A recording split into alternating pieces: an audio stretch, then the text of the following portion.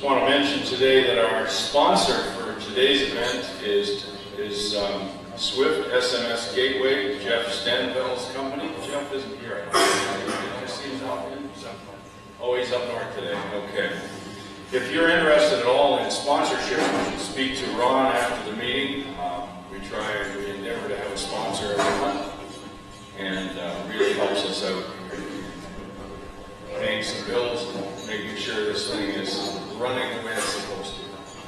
So we're going to go ahead now and introduce our guest speaker. Gee, you got cheers already. He's not even up here. I'm pleased to introduce Kevin Mast today. He's the pastor of Hope City Church. And if you are aware of downtown Barrie at all, you've heard of Hope City Church, and you've already been made aware, I'm sure, of the great work that's done there.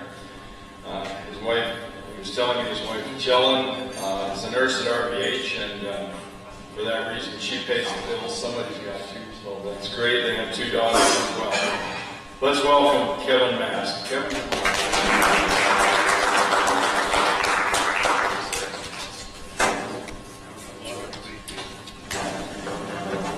Well, we're a smaller group than normal, and maybe that's because they heard a preacher was going to be here. We're going to be a while, you get enough preaching already. What I'd like to do is maybe, it's a small group, and that's good, because I speak every week in multiple ways, but this is different for me, and I'm going to tell a story. Ron wanted me to talk a little bit about my journey and my story, and so I'm really nervous. This is really quite different for me, and I'm realizing I ask people to do this all the time, to tell their story and give their testimony, and it's really nerve-wracking to do this, so thank you for your grace in advance. What I'd like to do is I'd like to try to weave a story together, my story, God's story, here in downtown Barrie, and weave it together with a little bit of hopefully a challenge or a bit of an inspiration for some of us today. And so that's what we're going to try to do. 6 years ago, I found myself sitting in a coffee shop, deciding if I was going to answer God's call to make disciples in that coffee shop right there. And now I serve a ministry where new disciples of Jesus Christ are operating a coffee shop and are making new disciples of Jesus Christ. And that's something that's pretty special. And this is the story of that journey and so much more. Let me ask you this. Have you ever had God change your plans? God just tends to take my plans and go, yeah, that's nice. And then makes his own plans and makes me follow them. Let me ask you this way. Have you ever committed your plans to God's kingdom work? Like, look, God, here's my plan. I wrote it all out. This is for you. You know, have you committed this? I'm going to commit this to you. You bless these plans now, Lord. That's what we do, don't we?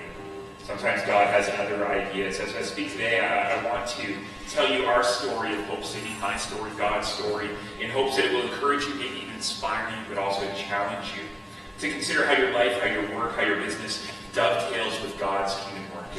God will do amazing things if we hold our plans loosely.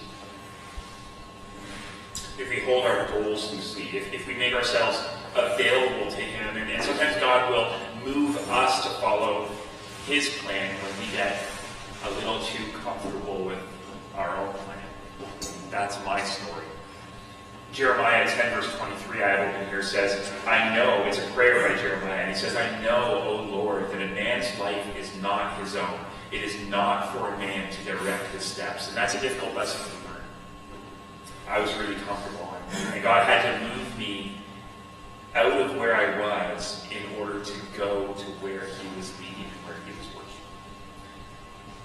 I serve a ministry that makes disciples and meets needs among some of the most poor and marginalized and vulnerable people in our city. Poverty, drug addiction. We have the second highest rate of opioid overdose death in Ontario here in Barrie. We are surrounded by active, obvious prostitution in our downtown core, the downtown west side. Sex trafficking, mental illness, crime, abuse, trauma. So a little bit of what we do is we operate a full-time ministry center. We operate the Hope Center on Mary Street across from the back of the bus station. it's a full-time place where people can come and simply build relationships and build community. So we call it a ministry of presence or a ministry of friendship, and people will walk in and we'll invite them into community. Because the opposite of hopelessness, the opposite of addiction is connection. And so many of the people that we deal with, that we work with, don't have the advantages that you and I have of caring, loving families and support systems. And that's what they need, and that's where discipleship for us begins, is inviting them into relationship with us. And so that spawns some organic growth of groups and relationships, community, where we have groups that come and meet together, and we have people who come and serve, and they act as ministry hosts, and they'll lead Bible studies, and they'll lead support groups, and so we have different affinity groups as well that meet like any other church would, but most of our activity operates during the day. And then we have a church that meets as well, Hope City Church. So I'm the pastor of Hope City Church. And so it's a church gathering and an eclectic group of people from all different walks of life.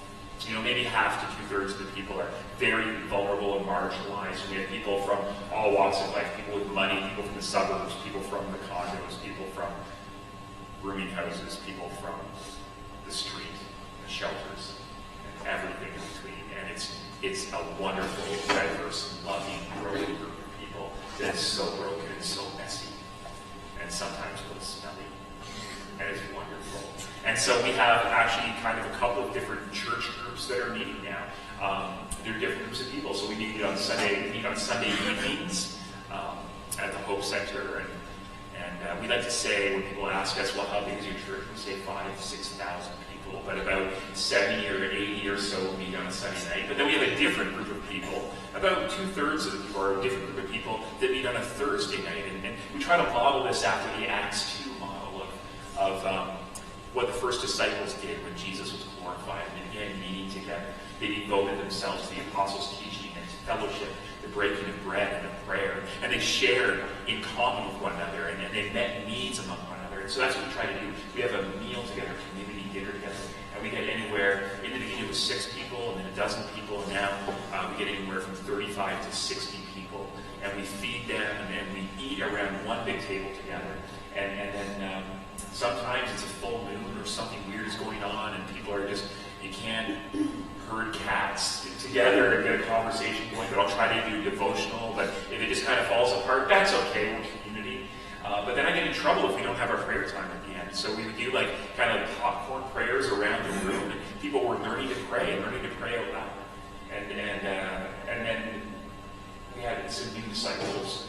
We said, well, what if you took a group of people off to the corner, and you 6 or 8 or 10 people, prayed together, and another group over here. So now we have brand new disciples, new followers of Jesus, who are helping to lead these little prayer groups. And if I don't do a prayer group at the end, if I don't do a prayer time at the end, I get in trouble. They say, this is why we come. But oh, I thought you came for the food. No, we come for the prayer. It's so great. So they pray for one another, and we get to share with one another how God is answering prayers among us. We have a young man in a program with us right now who, about a month ago, came to me. He works at our coffee shop. And he came to me about a month ago, and he said to me, PK, last night at the table, Thursday night, I prayed for the first time. And I said, man, that's amazing. And it's so hard to pray out loud. Like, I know a lot of Christians who've been Christians their whole lives who can't pray out loud. And he goes, no, you don't understand. He said, I prayed for the first time. I go, yeah, I know. I heard you. Like, it's really hard to pray out loud in front of other people. He goes, no, you don't understand. I prayed for the first time. You prayed for the first time. And now he's not, in any stretch of the imagination, strongly following Jesus yet. But he's on a journey of discipleship, and he's sharing answered prayer with me about his family and his broken family, his alien father. So that's what we do. The Hope Center, Hope City Church meets in different ways. And then Higher Grounds Coffee House is a social enterprise that we started at the corner of Dunlop and Mary Street about a little over a year ago. And it's actually a program we run. It's a non-profit. It's just a ministry of church. You walk in there, and you won't necessarily hear Christian radio playing all the time and see Christian slogans on the wall. But people know who we are, and we build relationships with people there. And some of the people that are working there are in programs with us, or either student placements, job placements, getting paid, or they're on a volunteer basis in a program, and they're learning job skills and social skills. They have high barriers to job skills, to getting a job. And so we have a lady there right now who is on social assistance. And when she first began working there, she was afraid of people. She was afraid of the coffee maker, the espresso machine, the cappuccino maker. And now she's bossing everybody else around and training other people how to do their job. And she has favorite customers and she interacts pretty well. And her husband, she was a recovering alcoholic. And I'm allowed to tell her story. She was a recovering alcoholic. Her and her husband were in a toxic living situation. And now as a result of the counseling that she gets as part of her program and the mentorship, the goal setting that she gets, and the skills that she's learning, she and her husband have moved forward. And they now have an apartment of their own and moving forward in life. And now she's going to be getting a paid job. So praise God. The new thing that's happening right now is we're dubbing it for now Hope House. So we've had a vision for quite a while to have some transitional supported beds in place. So we want to try to start a pilot project. But first what we're working on is a counseling center. So we have a couple of professional counselors come in. They're Christians and they're psychotherapists, and they come in, each of them comes in 1 day a week. And we are now going to be moving them into a new dedicated center, dedicated to trauma-informed care. And these are the type of issues that people have grown up with abuse and have experienced complex trauma in their lives of one form or another, whether that's abuse or loss or poverty or addiction, and the underlying issues underneath addiction. This is our treatment option to address the opioid crisis, the overdose epidemic, because we know the faces and the names of people who are dying on a weekly basis. It's tragic, and the church needs to step into this gap. But it's been a difficult and challenging journey. God has done so much into such a short time, in 6 years, and it's been a difficult journey. And maybe you can relate. Maybe you've been moved by God before. Maybe you have a vision for something, or you had a vision for something in your life at one point. Wow, if only I could do this for the kingdom of God. If only God will use me in this way. And maybe it's something that hasn't been realized in your life yet. And maybe it never will. Maybe it feels like a forgotten dream. But let me tell you our story. Maybe this will inspire you a little bit. I was comfortable. I was one of 9 pastors on staff at a large suburban evangelical church. And God had done an amazing work while I was there. I started as a part-time intern with a small group of young adults. About 7 or 8 of them were meeting regularly on a weekly basis. And God just took that and did something amazing and grew that to dozens and then 100 and then more. And we were attracting young adults who were unchurched and young adults who were ex-churched often. And so these are the college and careers kind of age group of young adults. So we were meeting weekly in a large group setting. We set it up the way that I knew how to do church. Put a worship team together and have colored lights at the front and big sound and sit in rows. And then grew. And I'd get up there and yell at them, stop sleeping together. And that's kind of what we did. And God saw fit to bless that ministry greatly. And we were able to start with a team of young adult leaders that were meeting in my home, doing leadership development with me. And we began a college ministry at the Georgia College campus, and we received favor there. So I would go up there weekly and lead a Bible study at lunchtime every week. We ran a campus alpha group there at one time, and then we gave ministry away to some student leaders, and they grew a group of, I think it was 50, 60 or so young adults meeting there a couple of years ago at that time. And as we grew, we decided to grow deeper in discipleship by gathering the young adults around tables with more mature adult mentors instead of just sitting in rows. But we knew what would happen, so we would sit like this and bring in some adult mentors. But we knew that when we did that, what would happen is that some people would lose interest and we would shrink. And so we talked about that for leadership. We knew that would happen. So we started something else. We started a regular big worship event. And so that big worship event, it grew even bigger. And so that was happening quarterly. And there were hundreds of young adults coming to that. But our numbers shrunk on a weekly basis. And we're digging deeper into the Word of God and deeper into discipleship issues. And then we took it further. God saw fit to launch an international missions program. And so I did a vision trip to India. And then the next year, I took a small group of young adults over to India. And we did some missions there for about a month. The really cool part for me this week is that as a result of that, one of those students graduated from law school this year, and he landed back in South Asia with International Justice Mission this week, and is working there this week, and that's pretty cool to see that happen. The result of that was amazing for me to watch, but I had this growing discontent with the way that we were doing church. And if you've read the book by Bill Hybels, it's called like a holy discontent, you would say. And I was on a journey of discovery, about missional movements and what that meant, and discipleship, and going deeper and going further with God. And so during that time, I had a vision to take that ministry and move it from the suburbs and into downtown. What if we could train our young adults to grow out of their Christian bubble? What if we could train our young adults to become missionaries in an area of high need right in our own city? What if instead of a program-driven, upfront-driven, attractional model, we became a missional movement to the unreached youth and young adults who are at the bars downtown where there's no other life-giving church?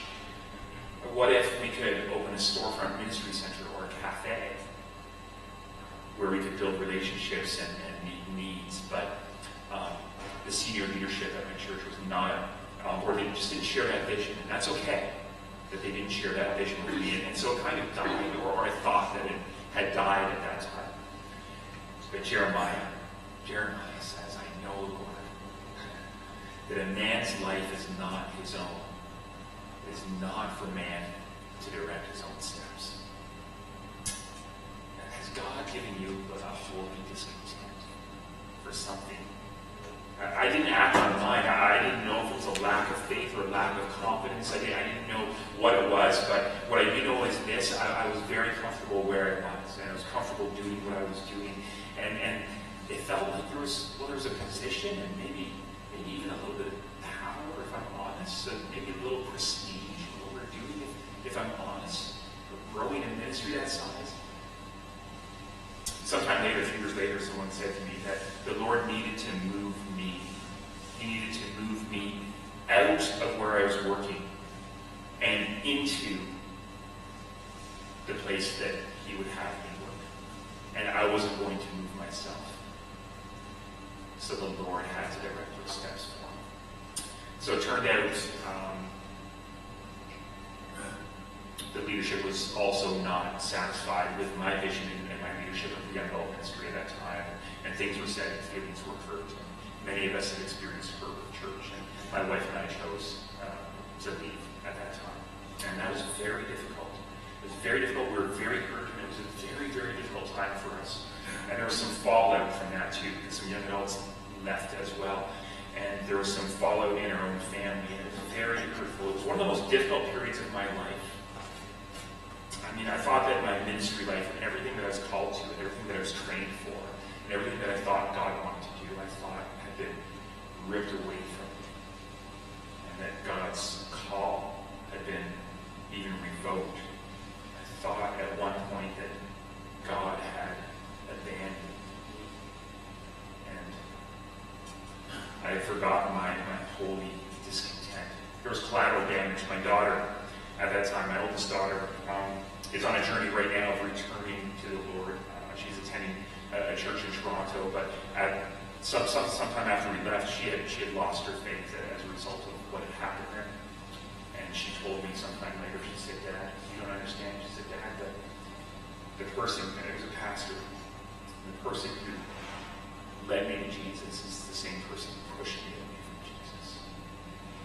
It was a very, very hurtful journey for us. And so my wife and I decided to take some time to recover.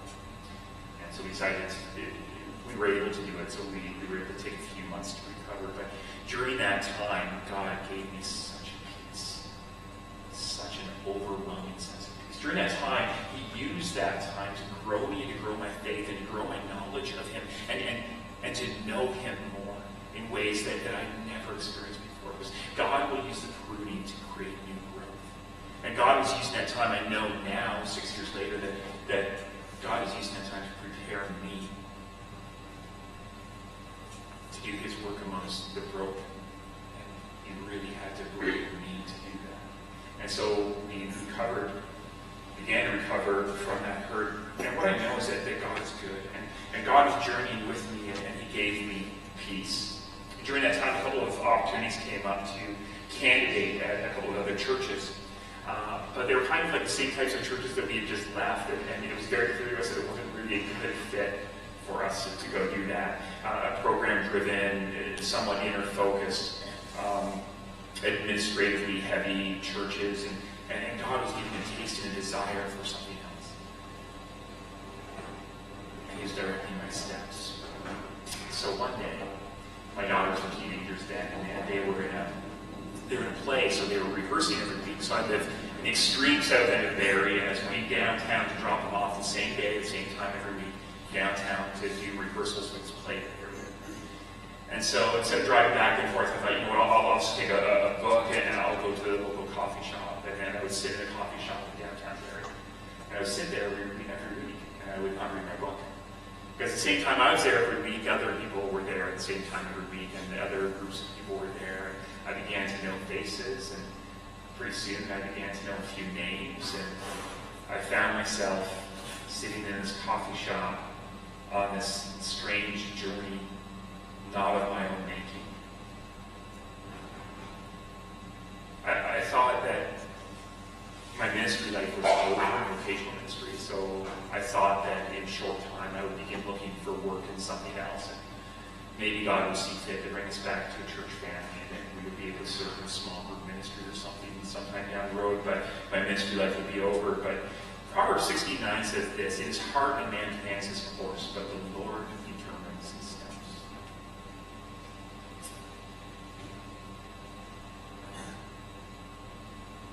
I asked you at the beginning, how have you committed your plans to God's kingdom? The truth is that sometimes usually we make our plans, like I said, and we ask God to bless them rather than asking God what His plans are and asking Him to lead us to where He is working. What hopes and dreams have you had that have gone unrealized, the holy discontent that you might be recalling now? The truth is, in my case, I was too comfortable. I was too comfortable where I was to follow the calling and the vision that God had given me. In some way, I was kind of running away from that holy discontent that I had and that vision that God had given me some years before. But there I was in that coffee shop. There's this great story. Remember this in 1 Kings chapter 19? Elijah gets in a little bit of trouble, and he gets scared, and he runs off into the wilderness. And he goes and sits under a broom tree. And the Lord meets him there, and the Lord sustains him there. And he goes on this longer journey. And at the end of the story, he's at a mountain, and the Lord reveals Himself in that still small voice of that story. But just before that happens, when he makes it to that mountain, when he makes it to the cave, God says, "What are you doing here?" I was in a coffee shop with this growing sense of brokenness and the need of the people that I would see there in my daily rhythm of life. And I was in a place that I would never have gone to if the Lord had not ordered my steps. And it was as if God was saying to me in a coffee shop, "What are you doing here? What are you doing here?" And I began to ask what Jesus wanted me to do. I remember when Jesus saw the crowds and had compassion on them because they were harassed and helpless like sheep without a shepherd. And these people in this coffee shop here in downtown were like sheep without a shepherd. And so I answered the call. I was there anyway. So I simply made myself available. It's a ministry of availability. I would reserve a table in the coffee shop with the blessing of the owners. And I invited a couple of people that I knew to join me for coffee. And sometimes we would open the Bible, and other times we would just talk. And something really interesting began to happen. People at the next table would kind of tune in. And then over time, over a few weeks, people would start meeting with us. they begin joining us. And I have to be honest, I did not intend to start a church, and the truth is that I didn't have to start a church. Because Jesus started a movement. Jesus told us to go and make disciples. That's the command to us. And remember, Jesus said, I will build my church.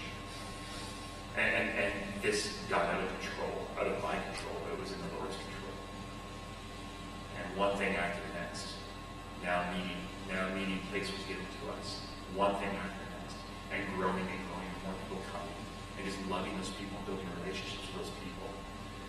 And over the years, our church has grown through different meeting places into our now full-time ministry center, our coffee shop, this new counseling center. Jesus is building his church. It began in a coffee shop, using that little coffee shop as a ministry center, and now our little church has its own coffee shop and a full-time ministry center that was there. And it all started just with simply being available.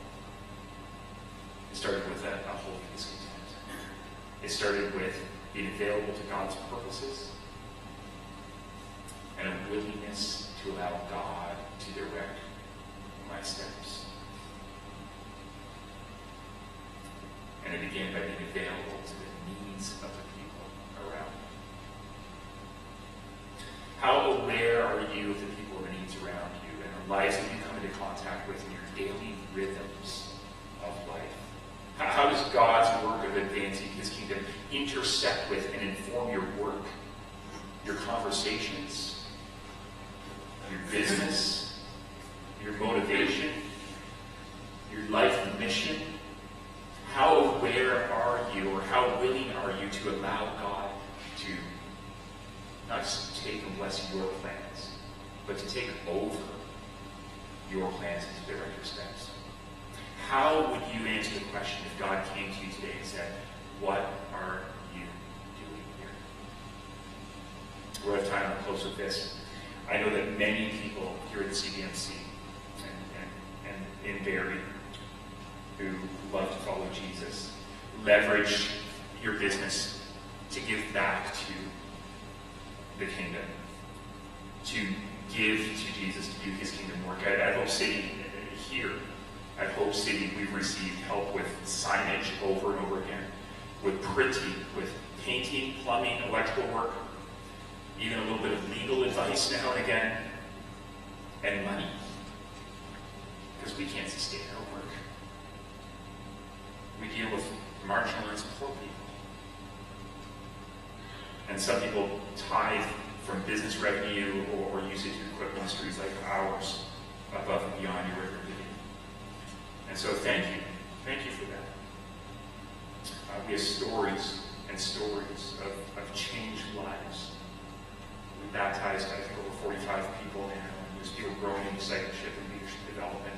God, Jesus, is beginning to build his church.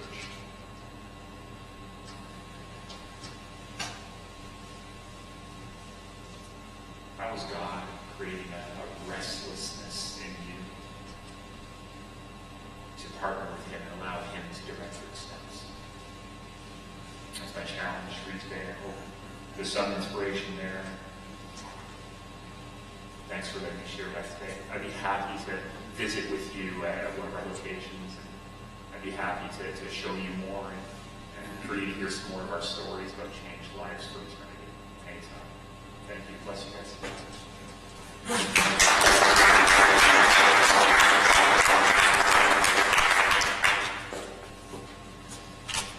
Kevin, shorter than